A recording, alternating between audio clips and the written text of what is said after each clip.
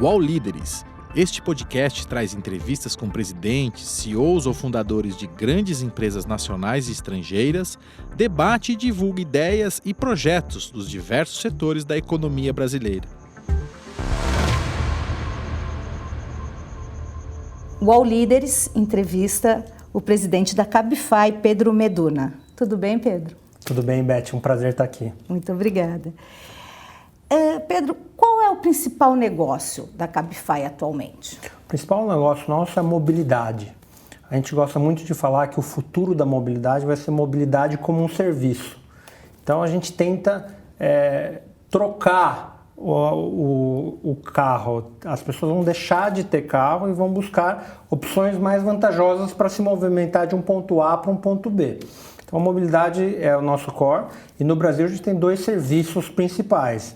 O Cabify, que é um produto peer-to-peer, e a EasyTaxi, que é um produto de táxi. Então você consegue apertar um botão e chamar um táxi ou um carro por aplicativo para ir de um ponto para outro. Em cidades como São Paulo, por exemplo, em que a gente tem as linhas de ônibus hoje disponíveis também para os táxis, não é mais vantajoso ir de táxi? Eu uso muito táxi em São Paulo.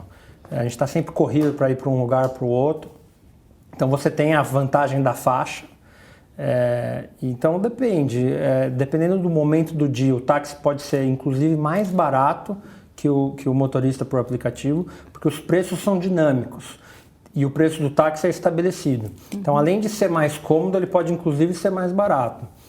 Eu particularmente prefiro bastante o táxi, mas cada usuário, a gente como visão de companhia, a gente quer oferecer para os usuários novas mobilidades de transporte. A gente acredita que no futuro a mobilidade vai passar por uma série de opções cada vez mais integradas. Então uma pessoa pode pegar um Cabify da sua casa até um ponto de metrô e daí desse metrô ir para o seu ponto final. Então a gente vê isso com bons olhos. Então, do meu lado como cliente, eu prefiro usar táxi em São Paulo. Mas a gente tem uma visão de cada vez mais oferecer para os nossos usuários mais opções de transporte. E tem espaço para Cabify, Uber 99, EasyTaxi? Tem espaço para todo mundo? Sem dúvida. A gente acredita que isso é uma tendência que a gente comenta secular. Então, eu realmente acredito, e é engraçado isso, né, Beth? O meu pai trabalhou numa empresa automotiva a vida inteira. E o primeiro ativo que ele teve era o carro. Ele adorava aquela coisa da liberdade, de ter o primeiro carro. Hoje em dia eu estava dando uma palestra para alunos da Fundação Getúlio Vargas, de 20 anos, metade da classe nem tirou carteira de motorista. Não é que a pessoa não tem carro, a pessoa não está mais nem tirando a carteira de motorista.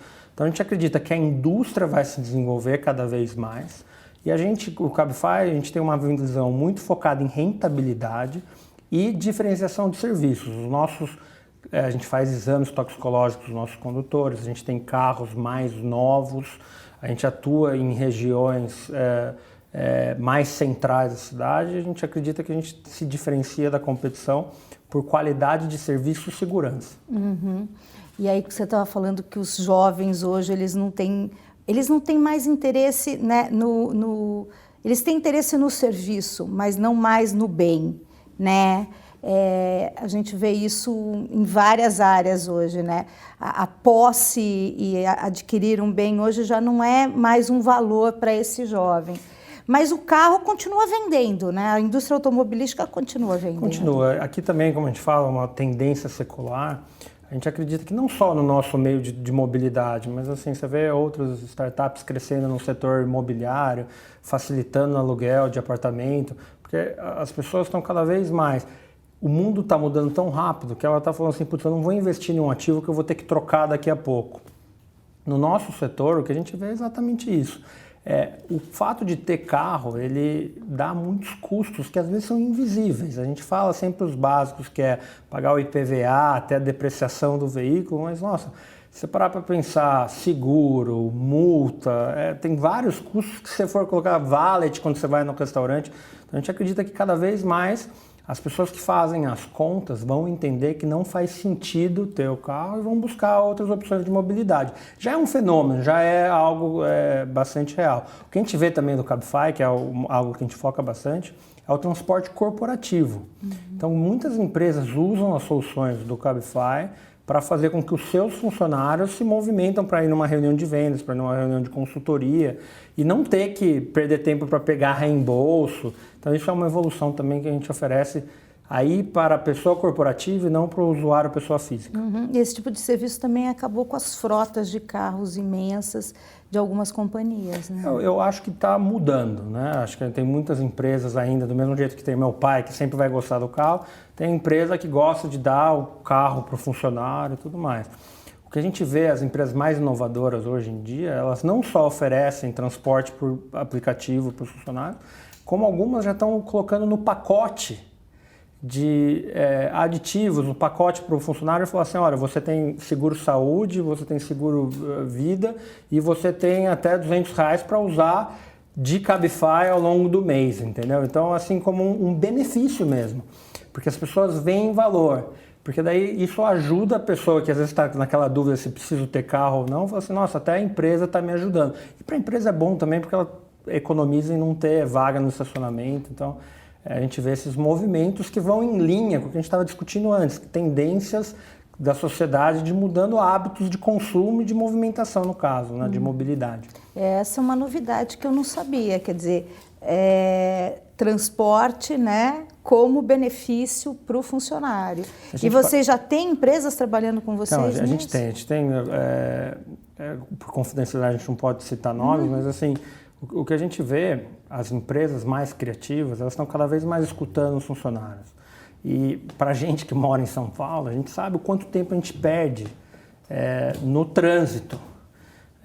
E a gente fala muito da facilidade e comodidade de custo, mas se você está usando o aplicativo para ir de um ponto A ao ponto B, eu, por exemplo, sou um pouco da geração antiga, eu leio jornal físico.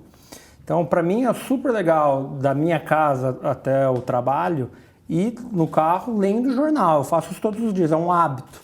E que se eu tivesse que guiar, eu não poderia fazer isso, entendeu? Então, esses são alguns exemplos de empresas vendo que as pessoas valorizam isso como um benefício e oferecendo isso para os funcionários. Eu acho que essa é uma tendência que deve continuar.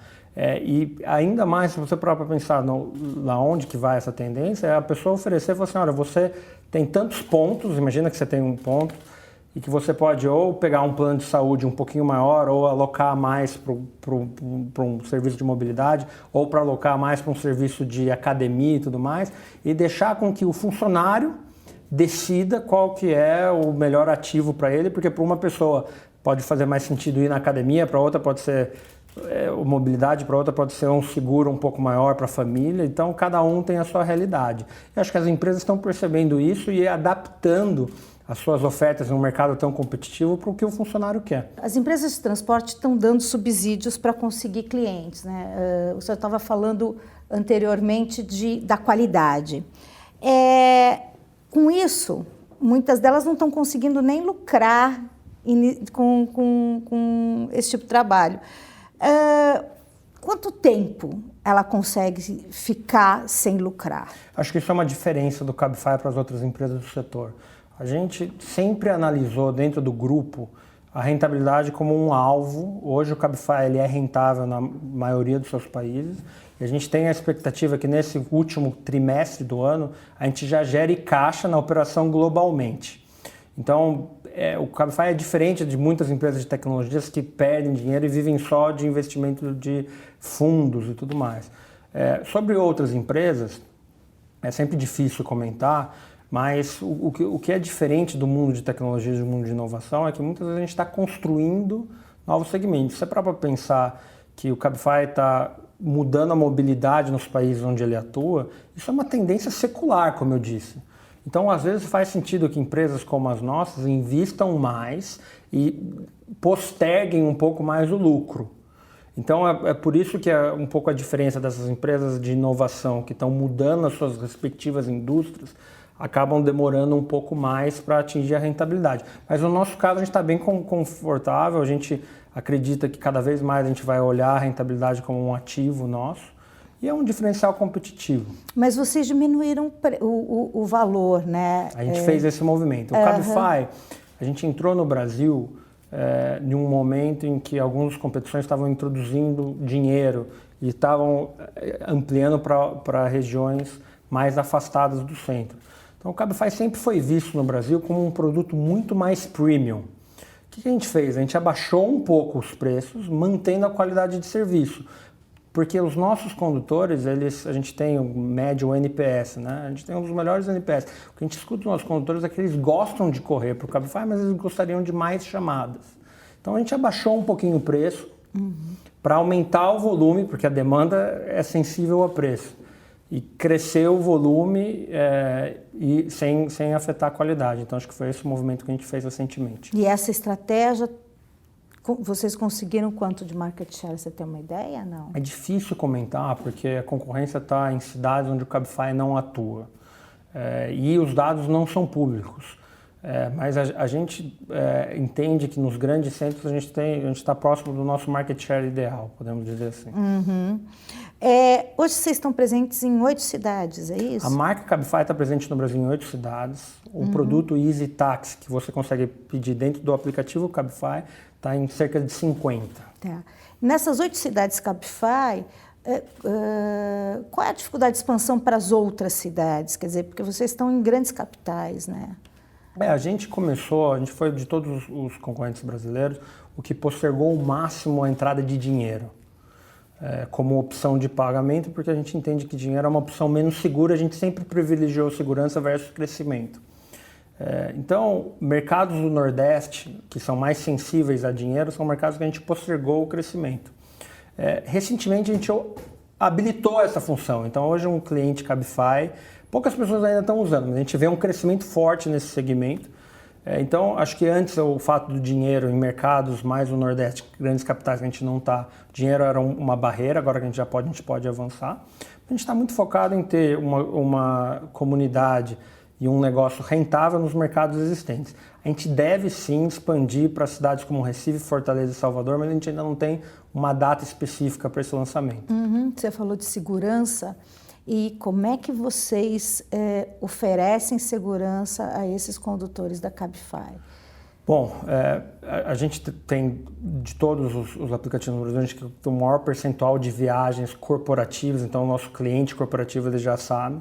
Dos outros clientes, a gente tem um kit segurança no aplicativo que faz com que um usuário possa compartilhar uma viagem em tempo real por WhatsApp com outra pessoa, para a pessoa ver.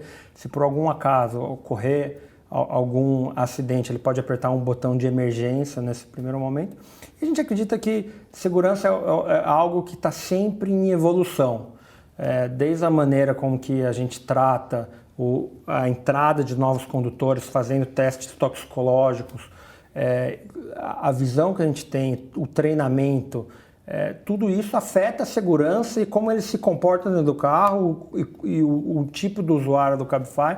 Tudo isso comporta o nosso kit de segurança que tende a evoluir cada vez mais. Eu acredito que sempre foi algo com grande diferencial, muito por causa dos desenvolvimentos de produto que a gente faz e muito um pouco pela seleção, do tipo, as empresas procuram o Cabify por ser um produto mais seguro e o produto acaba ficando mais seguro em decorrência disso. Mas a gente entende que isso é um tema tão importante para a gente que a gente deve continuar investindo aqui para frente. Até atuar em determinadas regiões da cidade ou não atuar nessas regiões da cidade também traz essa questão da segurança. A gente faz isso. Então, por exemplo, o dinheiro ele é menos seguro do que a opção de cartão de crédito. Então, a primeira coisa que a gente fez é habilitar os nossos condutores a querer ou não trabalhar com dinheiro. Então, tem gente que não quer. Mesmo os que querem, a gente tem regiões das cidades que qual que é a vantagem da tecnologia? Se por algum acaso tiver algum incidente, a gente consegue mapear. E daí, via algoritmos internos que a gente consegue entender regiões que têm maior índice e propensão a ter um acidente e bloquear o uso de dinheiro ou o uso de uma corrida. Você conversa com motoristas mais experientes, eles já sabem disso, por intuição. Você, eu recebo uma ligação nesse momento, nesse horário de dinheiro.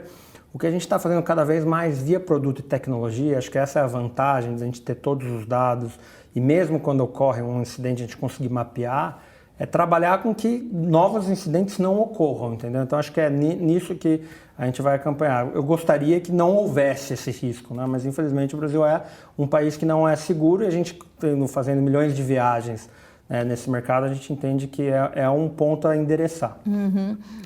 e aí a gente falando de Brasil e falando um pouco de exterior, porque o Cabify também atua fora, para você, qual que é a cidade no Brasil mais segura e qual que é a cidade mais insegura? Nessas cidades em que o Cabify atua. É difícil. Eu não tenho essa resposta assim no bate-pronto. O que eu posso fazer com certeza o Brasil é menos seguro que o nosso mercado headquarter, que é Madrid. Então, por isso até mesmo, por mais que a gente tenha parte da nossa equipe de tecnologia em Madrid, toda essa parte de segurança, que a gente chama de confiança, né, a parte de trust, é desenvolvida por uma equipe local, brasileira, porque a gente entende que esse é um mercado menos seguro e que é algo que um desenvolvedor, um engenheiro nosso em Madrid fala assim, isso aqui não é um problema, nós aqui no Brasil sabemos que somos. Então, eu prefiro dizer que o Brasil é menos seguro que Madrid, até por isso a gente tem um hub de tecnologia aqui que trata esses casos. Uhum. E tem muitas outras diferenças entre o mercado mais desenvolvido e o brasileiro.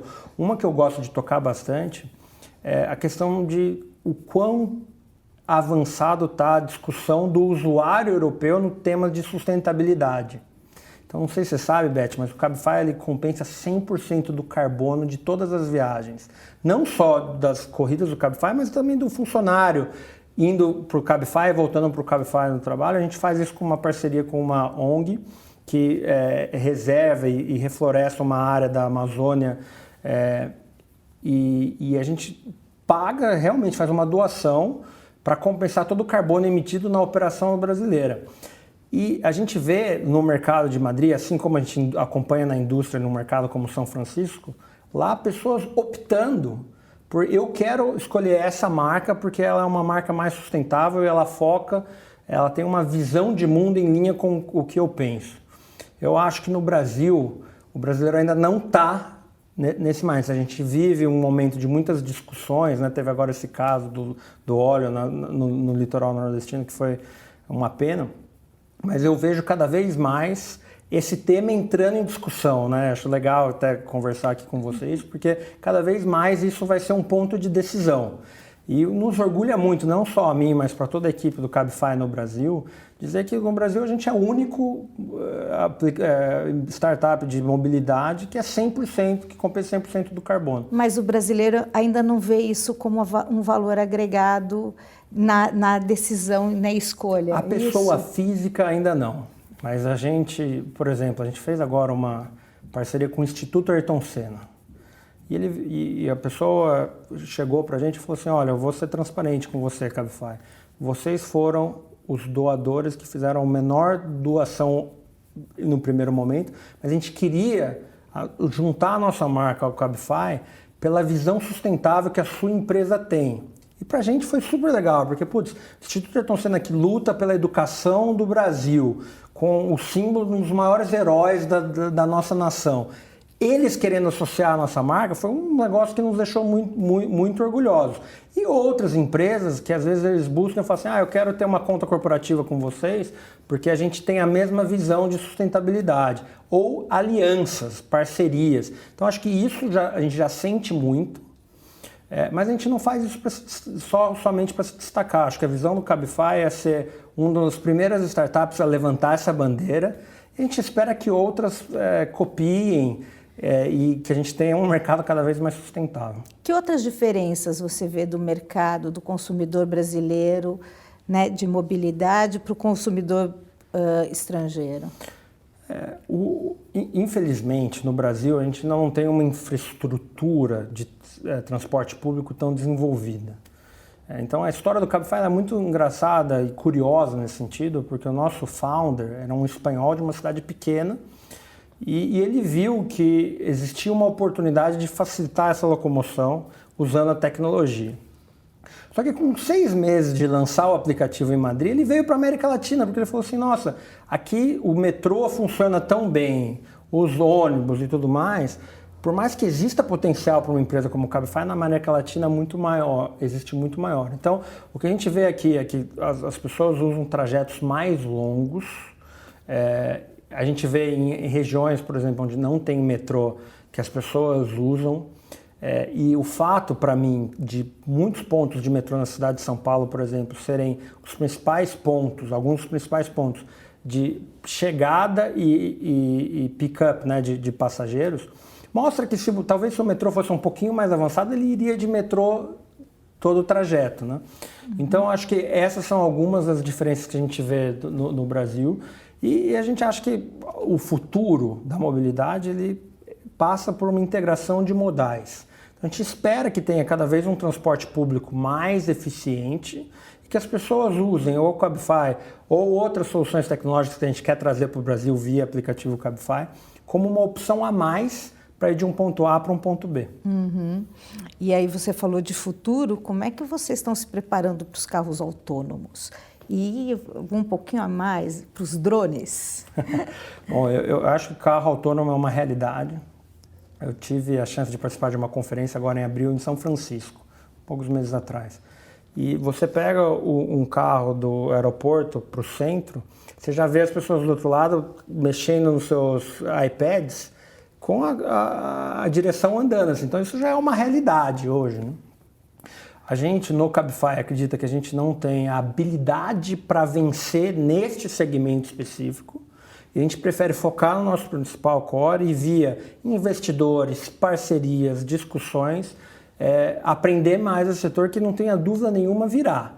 Agora, falando como presidente da operação no Brasil, eu acho que o Brasil ainda vai tardar um pouco para receber isso, porque passa um pouco por uma infraestrutura para receber esses carros e regulamentação, que eu acho que no nosso setor de mobilidade a gente já avançou muito, mas quando a gente quiser parar para pensar, falar assim, nossa, os carros vão ter que, vão começar a ser guiados sozinhos, acho que ainda tem muita lei e regulamentação que precisa avançar para que a gente tenha isso como uma realidade no Brasil. Consertar muito asfalto ainda, né? Não, ainda falta bastante, mas assim, a dúvida que eu não tenho é que isso é o mundo. E assim, a gente conversa muito com montadora, muitas montadoras investem em empresas Cabify ou como Cabify, porque eles querem aprender da gente, a gente quer aprender deles. E uma das coisas que eu aprendi com uma pessoa que estava no conselho de uma montadora muito grande, a gente fez um jantar na China. E ele falou assim, olha Pedro, eu vou garantir, grande montadora hoje, quem não fala publicamente que tem um projeto para desenvolver um carro autônomo é porque ele tem um projeto secreto. Porque a única certeza que a gente tem é que a tecnologia autônoma vai vir e a outra é elétrica. Então, a matriz de energia vai mudar. Então, cada vez mais a gente vai ver mais carros autônomos e mais carros elétricos. O que, nesse sentido, é bom e vai de acordo com a visão de sustentabilidade que o Cabify que a gente dividiu. Como é que o senhor vê os super aplicativos, aqueles que têm tudo, né? O Cabify já está colocando táxi, está trazendo outras novidades. Como é que o senhor vê esses super aplicativos? A gente acredita que também é uma tendência. Os super aplicativos eles foram bastante desenvolvidos na China, onde tem praticamente 2 grandes vencedores que integram outros pequenos aplicativos para fazer com que os usuários não tenham que ter dentro do seu celular vários aplicativos, eles vão em um e por esse eles acessam outros. O grupo já está desenvolvendo uma plataforma de pagamentos digitais chamada Lana, que já está operando no México e no Chile, e pensando em expandir para outros mercados, em que a gente imagina que este seja a plataforma de integração via pagamentos. Porque a única coisa que está conectada com todos os outros aplicativos é o pagamento. Então, cada vez mais a gente vê que isso é uma tendência. No mercado brasileiro, especificamente, o Cabify não pretende lançar um digital wallet e a gente acredita que é um mercado que vai cada vez mais ver mais competição no Brasil. Tudo que a gente vê de digital banks, digital wallets, cada vez mais vão ver como uma opção no nosso mercado aqui. A gente falou de diferenças entre usuários no Brasil e fora. E a diferença entre motoristas? Existem peculiaridades dos motoristas brasileiros em relação aos motoristas espanhóis ou os motoristas do restante da América Latina? É uma boa pergunta. Eu sempre prefiro falar das similaridades do que das diferenças. Então, uma das coisas que a gente vê é sempre que tem um jogo de futebol muito importante, cai o lado da oferta. E uma das curiosidades que eu gosto de compartilhar bastante é que o Peru classificou agora para a Copa do Mundo, o presidente lá local decretou um feriado nacional, está acho que mais de 20 anos sem classificar, e durante o jogo a gente teve uma queda de mais de 90% na oferta.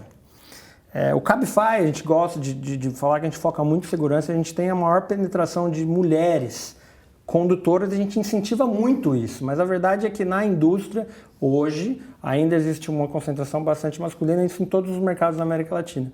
Então a gente tem às vezes esta oferta, a gente tenta conciliar com um preço dinâmico para incentivar mais pessoas, mas isso é algo que a gente vê bastante nos diferentes mercados.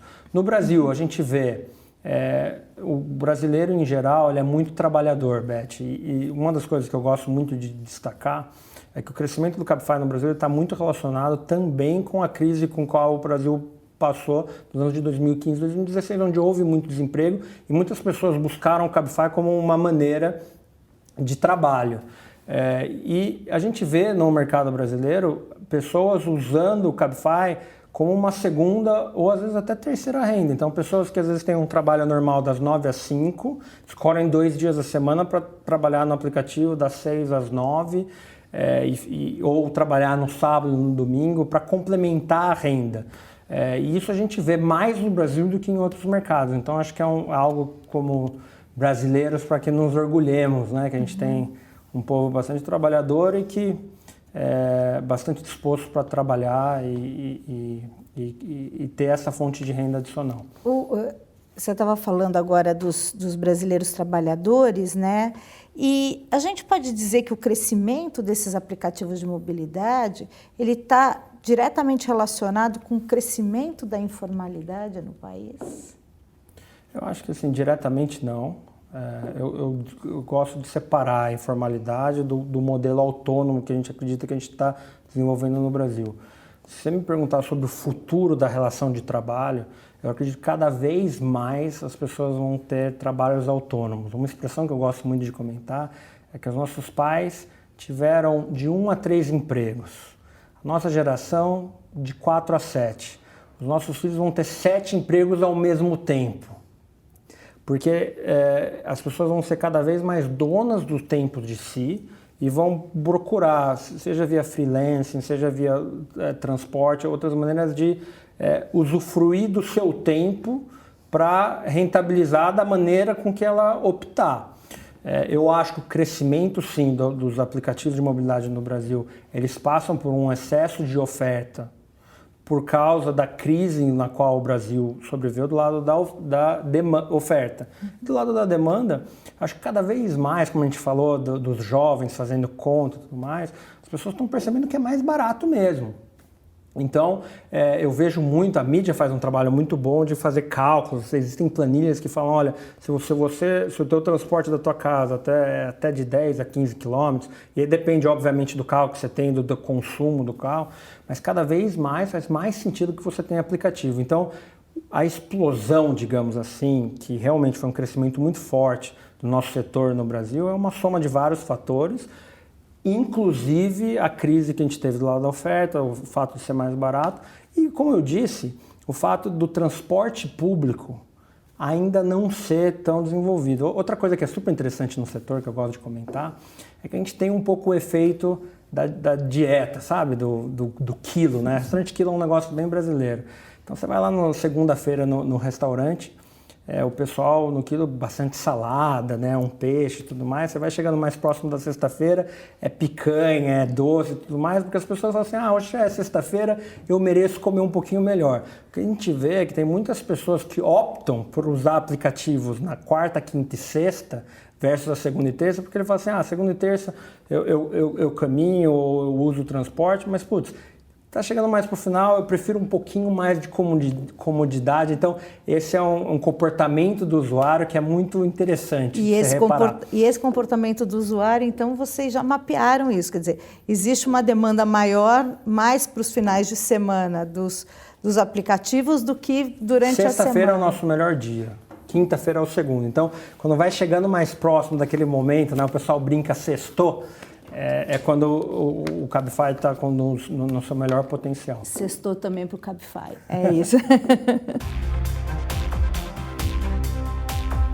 podcasts do UOL estão disponíveis em todas as plataformas. Você pode ver a lista desses programas em uol.com.br/podcasts.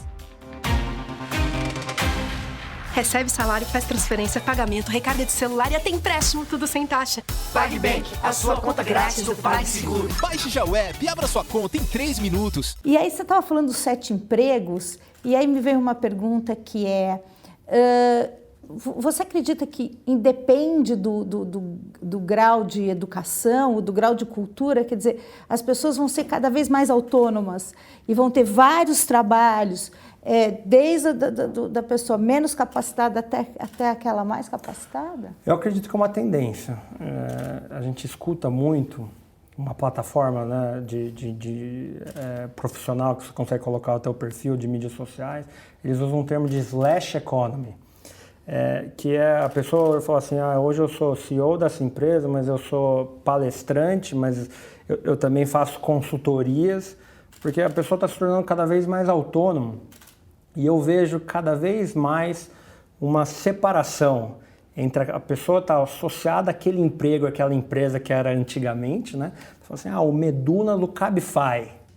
Você fala assim, não, o Meduna é empreendedor, que abriu um negócio antes de entrar o Cabify, ajudou a crescer o Cabify nessa etapa, mas cada vez mais eu acho que as pessoas vão focar mais nas suas atividades, independente, respondendo a sua pergunta do grau, porque ela acaba se desenvolvendo mais no que ela gosta de fazer, entendeu? E hoje é tão fácil, com o meio de tecnologia. Meu pai é um outro exemplo aqui, ele se aposentou depois de 50 anos, ele montou uma consultoria para criar um novo website. Foi assim, 30 minutos de conversa, já tinha um negócio simples, já montou. Cada vez mais essa facilidade vai vir e as pessoas vão buscar outros meios de rentabilizar. E eu acho que faz sentido que o profissional não dependa só de uma fonte de renda. Então, você vai me perguntar se isso vai mudar amanhã, eu acho que não, mas é uma tendência que a gente deve ver vai fazer com que as pessoas busquem outras maneiras de trabalhar e outra relação delas com o emprego, buscando cada vez mais propósito em tudo que elas fazem e menos ter o trabalho como única e exclusivamente uma fonte de renda. Qual é a sua opinião a respeito das cidades que adotaram uma regulamentação mais rígida para a operação de aplicativos? E aí eu vou dar um exemplo, eu andei lendo sobre Barcelona. Né? Eles adotaram quase, não sei se inviabilizaram, mas praticamente dificultaram a operação de aplicativos. Qual que é a sua opinião a respeito disso? Barcelona é o segundo principal mercado, é um mercado que a gente está em ampla discussão com os regulamentadores lá. A minha visão é bem simples, eu acho que como toda nova economia e todas as novas tecnologias que estão revolucionando indústrias, a gente não vê isso só na mobilidade, a gente vê isso em diversos segmentos e cada vez mais a gente vai ver. É super importante que surjam novas regulamentações e que haja esse diálogo. O Cabify tem orgulho de dizer que sempre foi aberta a discussão, a gente sempre procurou reguladores, a gente nunca entrou em combate com o prefeito ou com o governo, a gente está sempre aberto ao diálogo porque a gente entende que o mundo está mudando numa velocidade que nunca antes foi vista. Dito isso, é super importante que exista de fato esse diálogo e que o regulador escute os dois lados para que não inviabilize um novo negócio, né? Então, é óbvio que se você fizer uma regulamentação muito restritiva, você pode, às vezes, tem efeitos que você nem imagina. Você fala assim, se eu for muito restritivo, eu acabo aumentando a chance de ter um monopólio, porque eu faço com que o investimento seja tão grande que outros entrantes não consigam entrar. Esse é um dos principais, né, dos pontos. Então, assim, em linhas gerais, não comentando o caso de Barcelona específico, a gente é a favor de discussão. A gente entende que nunca houve tanto avanço tecnológico e tantas mudanças como no mundo atual. E em mundo de crise, de bastante discussão, quanto mais diálogo, melhor. Então, e isso está muito ligado ao DNA da empresa. A gente sempre foi aquela empresa que gosta de buscar diálogo e achar um meio termo. E o que eu acho no caso brasileiro é que a gente já fez bastante avanço nesse sentido. Acho que os reguladores entendem a importância que o setor tem para a economia brasileira. uma melhor mobilidade nos centros melhora, reduz trânsito, melhora o crescimento econômico da cidade. Assim, é esse tipo de impacto. Não só os diretamente desenvolvidos, mas tem impactos muito mais profundos que a melhora da mobilidade traz. E eu acredito que, em linhas gerais, no Brasil, a gente já está bem avançado com isso e vamos ter sempre melhorando os diálogos para que a gente não tenha regulamentações muito restritivas. Mais avançados que na Argentina, porque eles andam fazendo manifestações lá contra os aplicativos. A Argentina é um mercado que tem um grande potencial, mas eles estão um pouco mais atrasados, digamos assim, nesse sentido de regulamentação. Mas assim, o Cabify tem uma operação super forte e do mesmo jeito que eu falei que aqui no Brasil a gente tem um diálogo muito bom com os governos, na Argentina da mesma maneira. Convido a todos os brasileiros que vão passar final de semana em Buenos Aires ou que vão viajar, que peçam um Cabify. É uma operação super boa, muito fruto de um relacionamento muito aberto com a prefeitura. Nosso country manager da Argentina, ele está, os últimos 4 anos, está um longo tempo no Cabify, e ele ajudou nesse relacionamento com o governo e por isso permitiu com que o Cabify crescesse. Então, mais um exemplo que você citou sobre a importância de diálogos entre reguladores e a nossa empresa. O que o senhor acha de o governo federal querer cobrar impostos de motoristas e entregadores de aplicativos, alegando questões de previdência social? Eu entendo que o motorista de aplicativo, ele precisa, como todos os outros brasileiros, encontrar formas de contribuir, mas precisa ser feito escutando os dois lados. Então, acho que é a mesma resposta anterior. E se você conversa com eles, eles querem achar maneiras para contribuírem, mas precisa ser feito de uma maneira gradual e conversando dos dois lados, entendeu?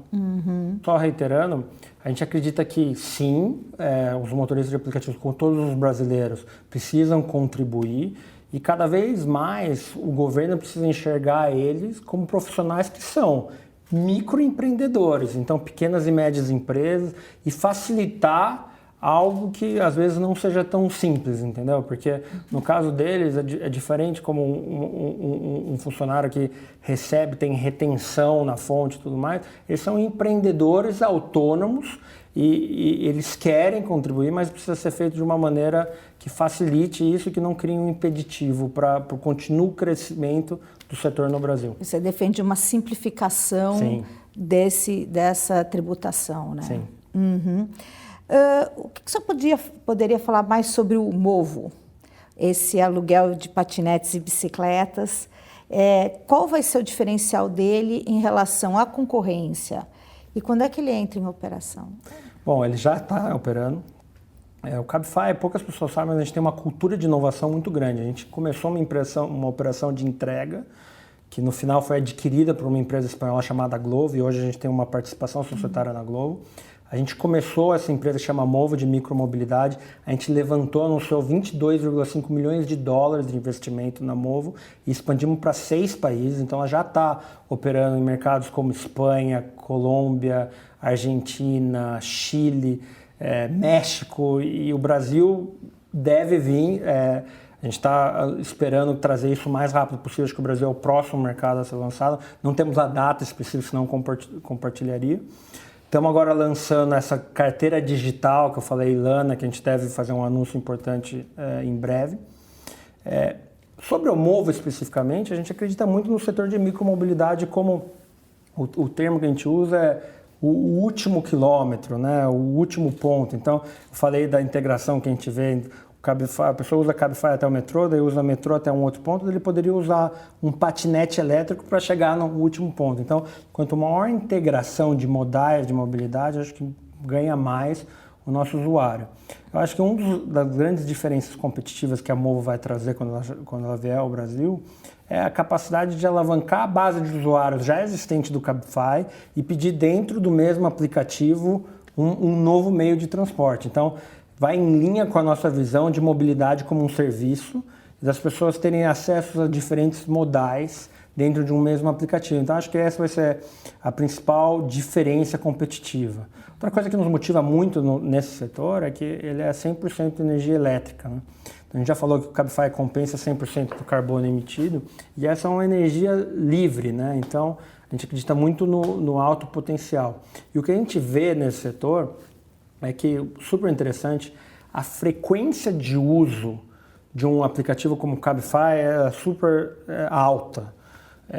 Na micromobilidade ainda mais, o usuário ele usa em média em um mês quase 2 vezes mais um patinete do que um carro de longa distância. Então é realmente um setor que a gente está bastante empolgado e vendo taxas de crescimento incríveis em todos os mercados que a gente lançou. Infelizmente eu não posso compartilhar aqui a data, mas a gente espera trazer essa tecnologia para o Brasil o mais rápido possível. Sem problema. Quais são as dificuldades da gestão brasileira em relação à matriz? Como é que a matriz vê as nossas dificuldades aqui no Brasil? Tributação, segurança, enfim.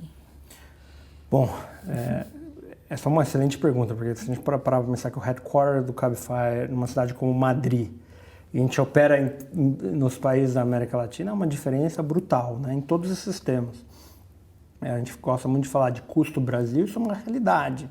Super difícil explicar todos os tributos que incidem, só que eles entendem também que é um mercado com potencial gigantesco, entendeu? Então, é engraçado isso, a gente parar para pensar, as grandes empresas espanholas têm operação na América Latina, né? Então, assim, a Espanha é um país muito rico, mas pequeno. Então, por mais que existam todas essas diferenças, a gente está num momento que, na minha opinião, o mundo começa a desacelerar e o Brasil começa a acelerar cada vez mais rápido, em que essas diferenças podem ser vistas como oportunidades. E acho que esse é o principal desafio da equipe brasileira, reportando para a equipe global e explicando. Então, acho que uma das grandes vantagens de startups e cultura é que não existe o que é normal em grandes corporações. Você fala assim, o executivo pega um avião para defender um budget no headquarter e tem que explicar os resultados. Não, os grandes líderes do Cabify vêm aqui, tomam caipirinha com a gente, entendem muito bem do Brasil. O CEO do Cabify adora surfar, por exemplo, então ele gosta muito do mercado brasileiro. E essas idiosincrasias, digamos assim, são coisas que eles entendem e veem como uma oportunidade, uma chance de melhorar. Eu sempre gosto de focar de novo na questão de sustentabilidade. Então, por mais que tenha essas dificuldades, é muito orgulho para a gente falar assim, olha, a gente acredita que o mundo vai caminhar para esse setor como já está avançado na Europa e a gente vai levantar essa bandeira em pleno 2019. Então, acho que isso motiva muito mais do que o lado difícil da coisa. Entendeu? Uhum. Aí você falou de idiosincrasias. Quais são elas, assim, na hora de explicar? Quais são essas dificuldades? Eu acho difícil a gente reportar o grau de insegurança que a gente vive no país. Se você parar para pensar padrões de vida europeus e padrões de vida brasileiros e da América Latina, eu gosto muito de ser frio, infelizmente, nisso, porque a gente fala assim, nossa, a gente transporta milhões de pessoas, acaba com que, dado o quão perigoso é o nosso país, alguma coisa em algum momento que a gente não gostaria que ocorresse, ocorre. E daí a gente olha para a tecnologia como um facilitador para fazer com que não volte a ocorrer. Mas é difícil, então eu acho que o brasileiro ele acostumou com padrões de segurança e falou assim, eu não vou eu vou esperar aqui no bar, porque eu não vou andar ali até aquela esquina porque está nesse horário. Você explica isso para o europeu, eu falo assim, nossa, mas por quê? Então, eu acho que isso é o lado ruim da coisa. Então, acho que essa é a principal diferença, se a gente tiver que colocar assim. Então, esse é um lado ruim. No lado bom, a gente vê que os motoristas brasileiros, eles são muito mais abertos à mudança. Então, um exemplo que eu gosto muito de dar é que o Cabify acabou de unificar a tecnologia da EasyTax para o Cabify. E todos os motoristas de EasyTax que estavam acostumados à tecnologia EasyTax, eles estavam usando nos últimos 6 anos para mudar para um aplicativo. É difícil, né? A pessoa está acostumada a usar tudo isso. Primeira semana, nossa, mas eu não estou entendendo tudo bem. Depois, nossa, Pedro, mas está tocando bastante esse aplicativo, né? Nossa, Pedro, sabe, olha que legal que eles no Cabify. Em uma semana, eles mudaram e agora estão elogiando a nova tecnologia. Então, eu acredito que tem muito que comemorar também na nossa indústria. E isso passa para uma pessoa que está usando o Cabify na Espanha, ele vem aqui, existe mais conversa com os condutores e as pessoas são mais felizes aqui, digamos assim. Acho que é essa a percepção que eu tenho. Uhum. E qual que é a importância do Brasil para a matriz hoje? O Brasil é um dos nossos 4 maiores mercados e é um mercado onde existe um grande potencial. Por causa disso, é um mercado onde existe a maior competição. Então, o que a gente tenta fazer no Brasil é encontrar um product market fit, que a gente diga, em que a gente consiga, em linha com a visão do grupo, que é rentabilizar o máximo possível, achar uma posição em que a gente é valorizado pelos clientes que focam segurança, qualidade de serviço e atinge uma lucratividade ideal para esse mercado, que ainda está em bastante movimento, com 2 concorrentes gigantescos que a gente tem aqui nesse país. Uhum. Bom, o Cabify entrou com o Brasil em crise, Isso. né? Como é que foram esses 2 últimos anos? Como é que está sendo? Ainda estamos em crise? O Cabify ainda sente crise? Não, o Cabify começou no Brasil com o país em crise, que propiciou um crescimento da indústria. O que a gente viu nos primeiros anos do Cabify um crescimento muito acelerado. Acredito que o Cabify, do mês 1 ao mês 12, é uma das empresas que mais cresceram na 8ª maior economia do mundo, porque a gente realmente pegou um momento muito forte em que o mercado estava carente por uma solução que focasse em segurança e qualidade de serviço. Então, um crescimento muito acelerado. E depois, com a intensidade da competição da indústria, a gente começou a focar cada vez mais para rentabilizar o nosso ativo, o nosso investimento no Brasil, versus o crescimento desacelerado. Então a gente teve uma estabilidade maior de operação e fomos aperfeiçoando cada vez mais os nossos usuários e um crescimento no setor corporativo, que é onde a gente acredita que é um segmento mais estável, onde a competição é menor. Então, não tem um sentimento de crise dentro do Cabify? Não tem. E o que a gente acredita, uma das perguntas que já me fizeram é se a gente acredita que o setor vai entrar em crise se o Brasil se desenvolver. E eu não acredito nisso. Eu acredito que, obviamente, o Brasil voltando, criando mais empregos, a gente vai ter uma pressão na oferta. Mas eu gosto de ser uma pessoa otimista. Então, um dos exemplos que eu gosto, acho que o Cabify é o aplicativo que tem o maior percentual de mulheres dos grandes no total de condutores, até mesmo porque a gente foca muito em segurança de serviço. Mas mesmo assim o percentual é muito baixo, a gente não divulga esse percentual, mas se a gente parar para pensar que a gente tem ainda mais metade das pessoas que podem guiar, então por mais que um crescimento do Brasil faça com que tenham mais criação de emprego, menos pessoas dispostas a dedicar mais tempo trabalhando para o Cabify, a gente acredita que ainda tem muito potencial de crescimento, principalmente via a entrada de mulheres como condutoras, então a gente não acha que a gente vai sofrer, pelo contrário, a gente torce muito para que a economia volte a crescer mesmo, porque sendo uma empresa que está em 13 países, a gente tem muitas dessas discussões entre os líderes, né?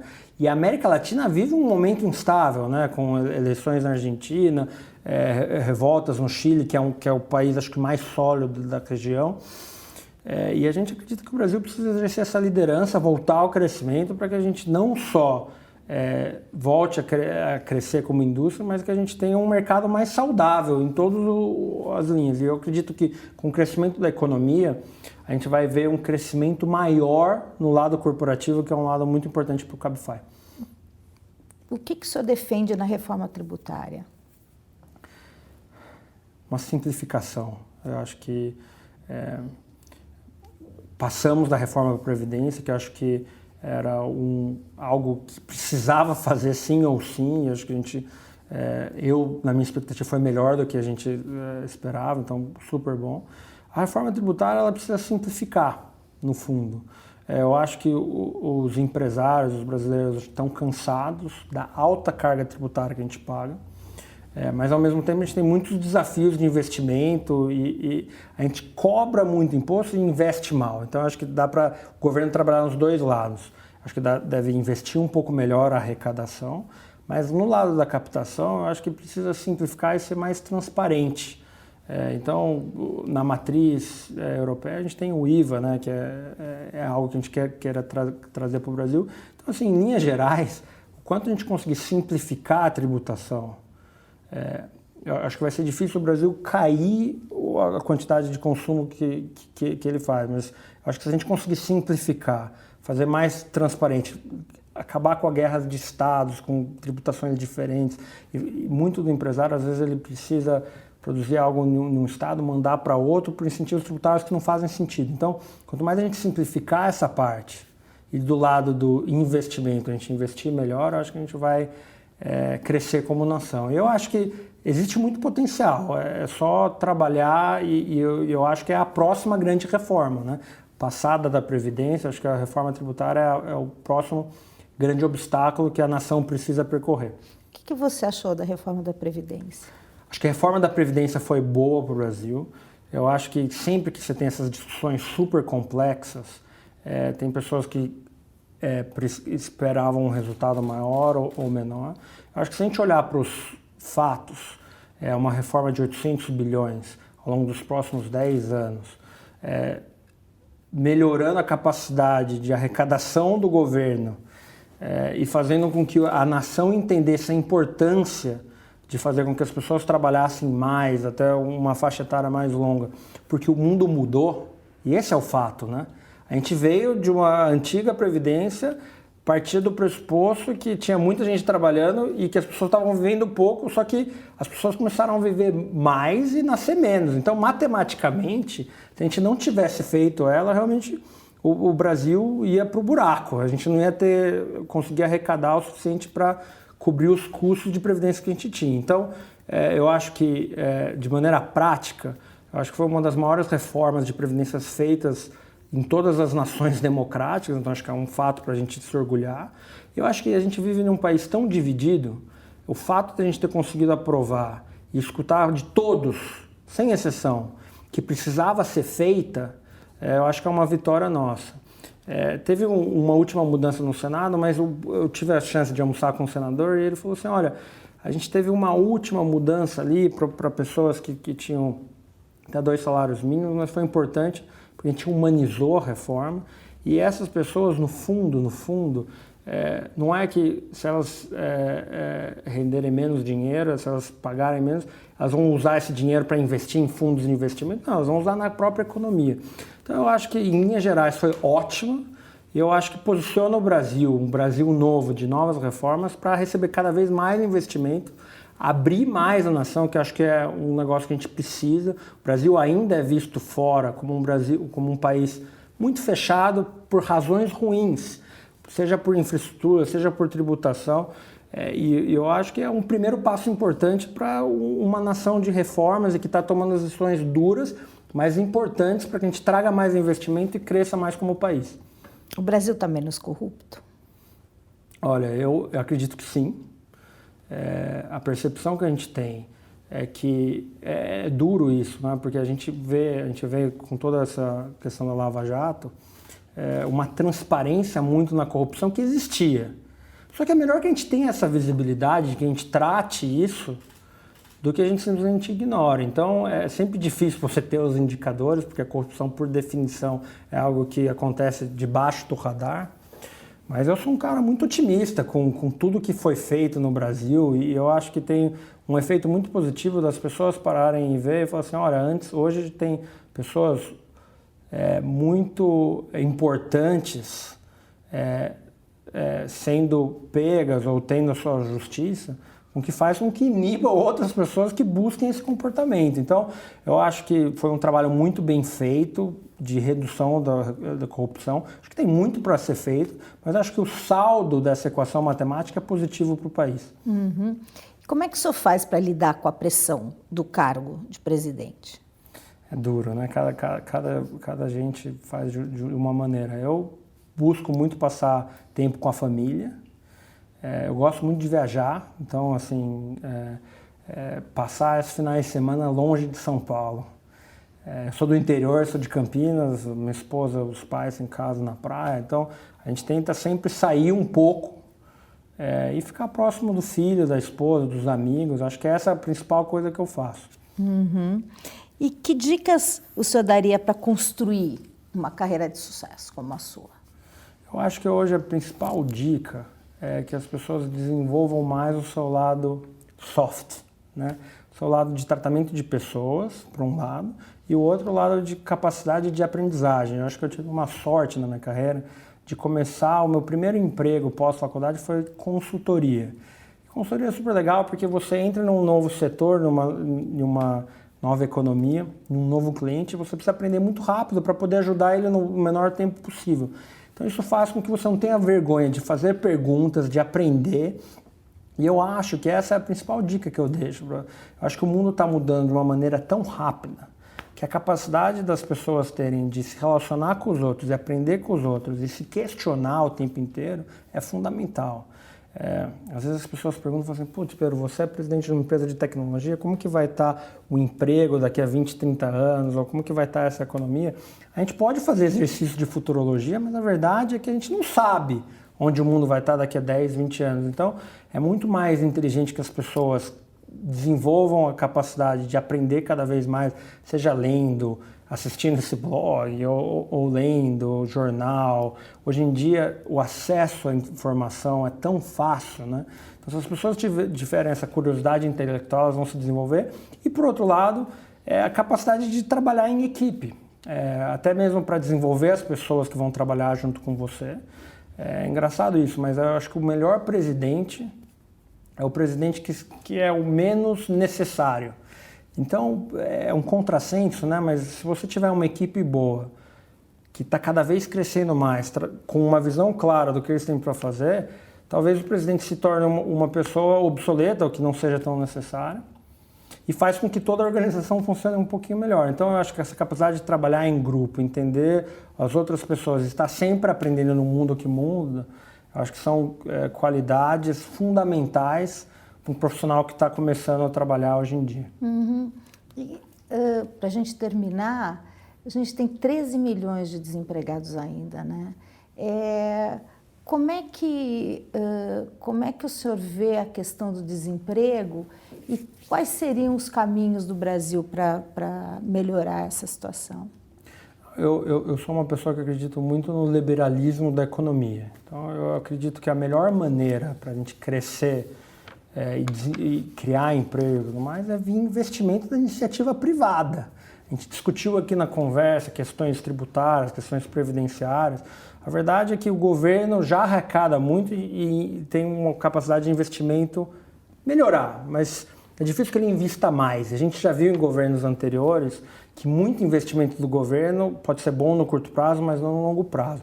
Então eu acredito muito em reformas, transparência jurídica e fazer com que o Brasil seja a nação dos próximos 10 anos, porque a gente tem uma grande vantagem que o Brasil está começando a acelerar num momento que o mundo está desacelerando. Então a gente precisa criar cada vez mais uma transparência econômica, avançar nas reformas para trazer investimentos que vão fazer com que novos empregos sejam criados e os executivos líderes brasileiros se sintam mais confiantes para investir mais. Então, a visão que eu tenho é que a gente precisa, em linhas gerais, abrir mais a economia e que essa abertura seja gradual, não de um momento para o outro, porque a gente ainda tem muito custo no Brasil, seja porque a gente não tem mão de obra qualificada, seja porque a nossa infraestrutura ainda não é ideal, mas a gente faça, por exemplo, esse acordo com a União Europeia, que ele seja gradual, que venha num período de 10 anos, que a gente faça outros acordos desse, com que as regras do jogo estejam claras para os diferentes setores e não tenha um privilégio nesse setor ou naquele, e que essa abertura do país seja gradual, mas que ela ocorra. O Brasil hoje, se somar as importações e exportações, 25% do PIB, é uma das acho que das 20 maiores economias é a 20ª. Se eu estou falando uma coisa errada, mas é próximo disso. É um dos países mais importantes, mais fechados. Então, para a gente tratar esses 13 milhões, eu acredito muito em investimento internacional, criação de empregos, e eu acho que é isso que a gente tem que fazer. Como competir com os chineses e os coreanos? Essa é uma boa pergunta também. Uma das coisas, eu fui para a China no ano passado, e esse ano eu vou de novo, né? Ano passado foi a primeira vez que eu fui e realmente abriu minha cabeça. Porque eles têm uma cultura de trabalho diferente. Não sei se você já ouviu o 9 to 9 to 6. Trabalhar das 9 da manhã às 9 da noite, 6 vezes por semana, e isso é considerado das 9 às 5, né? É uma mudança cultural. E eu acho que com o tempo, a nossa sociedade brasileira, que está mais acostumada com os valores ocidentais, em que o prazer na vida é passar tempo com a família, com os amigos, lá o prazer é trabalho. As pessoas trabalham e tudo mais. Então, obviamente, essa diferença de ritmo cria... isso só de falar na mentalidade cultural, que eu acredito que é uma cultura muito diferente. Daí tem outros aspectos de tecnologia, de abertura. A China, o governo é muito diferente do governo brasileiro e tudo mais. Eu acho que a gente tem que focar como nação nas coisas que a gente faz bem e alavancar cada vez mais, entendeu? Então tem vantagens no Brasil, de um lado da agricultura, que a gente é muito forte, a gente tem vantagens competitivas incríveis. Se a gente pegar o setor de celulose, o tempo que demora para um eucalipto crescer no Brasil é 30%, 40% menor do que na Noruega, por exemplo. Então, a gente tem que reforçar essas forças que o país tem e não dificultar, né? Porque às vezes eu escutei, acho que de alguém, que a soja do Brasil também é a mais competitiva, é a mais barata, mas ao longo da cadeia ela vai ficando cada vez mais cara, porque a infraestrutura é ruim, o imposto é pior. Então, eu acho que a gente tem que cada vez mais, como nação, focar nas nossas forças. E, como governo, a gente tem que tentar simplificar o máximo possível para que a gente se torne cada vez mais um país competitivo e com menor custo Brasil, para que a gente possa competir não só com os chineses e coreanos, mas num mundo cada vez mais globalizado, onde as transações são cada vez mais abertas e as pessoas têm mais visão de mundo. Muito obrigada. Eu que agradeço. O All Líderes tem reportagem de Beth Matias, edição de áudio de Isabel Rani e coordenação de Diogo Pinheiro.